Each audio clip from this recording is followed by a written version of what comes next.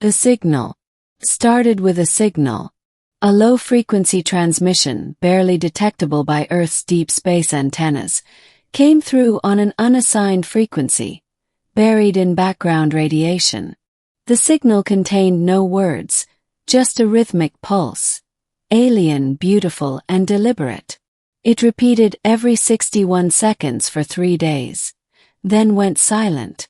Jace Varelli, a 27-year-old comms technician stationed at the Orbital Research Station EOS-4, was the first to decode its pattern.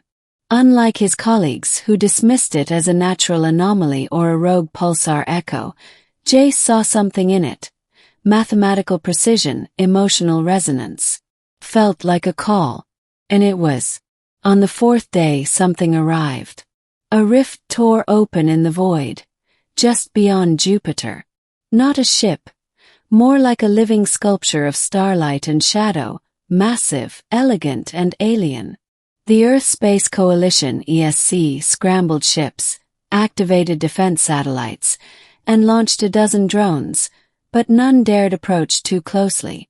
Then, a pod detached from the alien structure and began its descent toward EOS-4. Jace stood on the observation deck as the alien vessel's pod docked seamlessly with the station's airlock. There was no force, no violence, just grace and intention. The pod opened. A figure stepped out. 7 feet tall. Porcelain white skin that shimmered faintly in the artificial lights. Long silver hair flowed like mercury down her back, framing a face too perfect to be human. Eyes like twin galaxies, swirling violet and black. She looked directly at Jace and smiled. Part 2, the Princess. Her name, translated through the station's Universal Linguistics Core, was Verista of the Amethelier Crown, first daughter of the Ascended Empire of Eolin, High Heiress of the Resonant Worlds, Keeper of the Fifth Flame. But she insisted he call her Varys. "I want to learn you," she said, her voice melodic like crystal wind chimes. "Your face is simple. Your form inefficient. Your thoughts messy. But there is truth in your imperfection." Jace wasn't sure if he should feel insulted or flattered. The Earth Space Coalition soon realized she wasn't hostile. In fact, she'd made no demands except one. She refused to speak to anyone. Except Jace. Military commanders, xenobiologists, high-level linguists. None could get more than a sentence from her. She would simply say, "Where is the one who heard me?" They brought Jace into every meeting, every interview. She would only speak if he was present. Her presence unnerved them all. She radiated power, psychic, technological, and something deeper.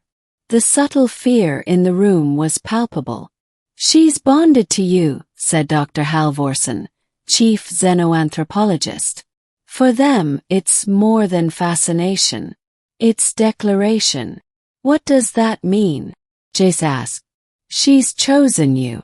Like mating. Or conquest." Varys confirmed it later. "I have declared you as mine. You responded to my call. You are chosen.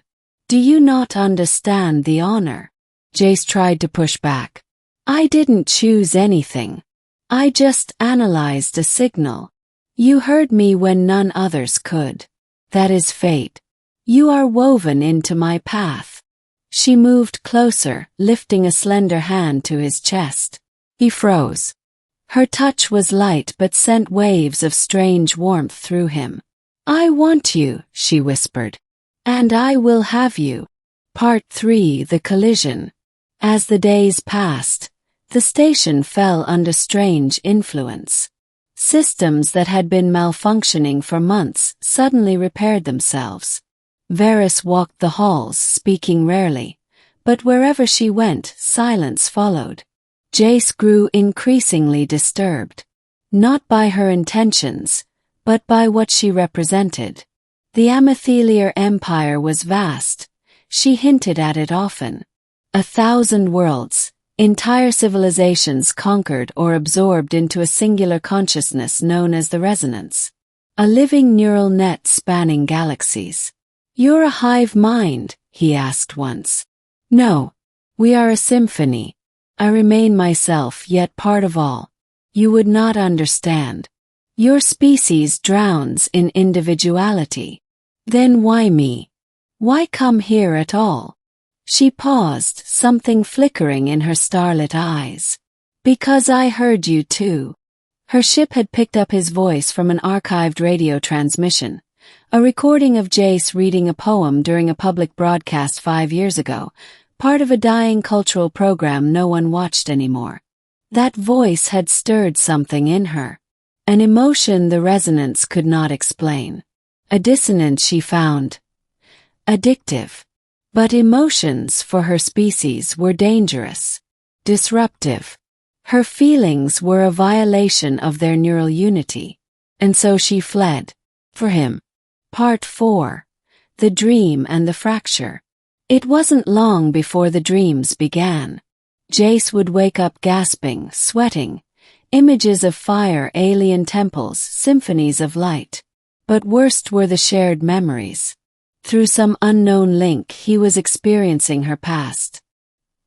He saw Varys in court, surrounded by beings of impossible design. Some crystalline, some gaseous, some made of pure sound. She stood trial for the crime of individual desire. Emotion fractures the cord, the elders had declared. You bring chaos into harmony. She chose exile over assimilation. Jace couldn't process it. Her pain became his. Her longing his own. The scientists began noticing. His biometrics fluctuated wildly around her. Heart rate, brainwaves. Everything reacted to her proximity. Their link was deepening. He confronted her. You're doing something to me. These dreams, these feelings, they aren't mine. They are ours, she said softly. You are no longer singular. You are becoming. Becoming what? She smiled again. Worthy. Part 5. The Invasion. 2 weeks later the sky over Earth changed. The Amethelier came. Not in ships, but in waves of energy. Ribbons of consciousness riding on gravity folds, bypassing planetary defenses. They weren't here to destroy. They were here to retrieve their princess. And erase what she had become. The Earth Space Coalition tried to resist. Cities went dark. Satellites burned. Minds shattered under the pressure of the resonant presence. Jace knew what he had to do. He demanded to speak to the invading force, using Varys' own signal, embedding it in quantum bands. To everyone's shock it worked. A single voice answered. A chorus and a judge. You are the fracture. I'm just a guy, Jace responded. But she made a choice. Doesn't that mean anything to you? There is no choice. Only cord. She is broken. She will be unmade. She's not broken. She's just feeling. That's not weakness. That's freedom. Silence. Then. We offer you assimilation. Join the resonance. No peace. Jace turned to Varys. She was staring at him, tears, a new phenomenon, glistening on her face. No, he said. I won't become part of something that kills the very thing that makes us alive. And so the final offer was made. Then you will die with her. Part 6.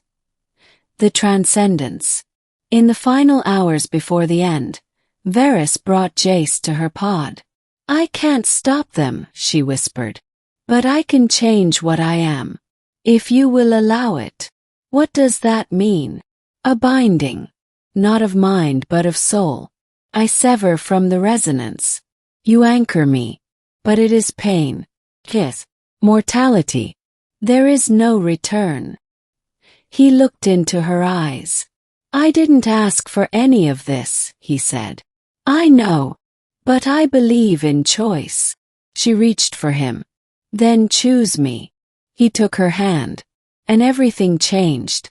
A pulse radiated from the station. neither light nor sound but intention. The invading amethelier halted. Their consciousness,